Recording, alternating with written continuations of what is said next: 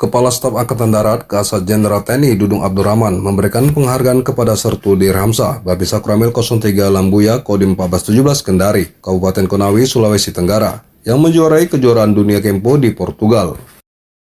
Atas prestasinya, tidak tanggung-tanggung pada Jumat kemarin, Kasat memberikan apresiasi secara langsung kepada Sertu Dirhamsa yang telah mengharumkan nama TNI AD, bahkan Indonesia di cabang olahraga Kempo tingkat internasional. Dalam ajang bertajuk 19 tahun IKF World Kempo Championship 2023 di kota Caldas de Raina, Portugal 29 April 2023, Dirhamsa keluar sebagai juara di kelas 65 kilo.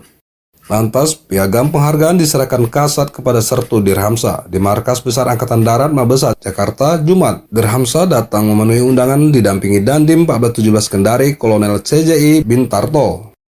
Dirhamsa menceritakan momen keberhasilannya saat menyabet 1 medali emas dan 2 medali perak dalam kejuaraan dunia, meraih medali emas dari nomor bergengsi full Kempo setelah mengalahkan atlet asal Prancis.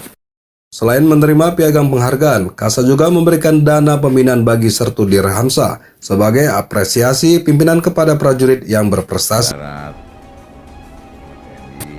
Tetap selalu bersyukur dan jangan lupa untuk bahagia.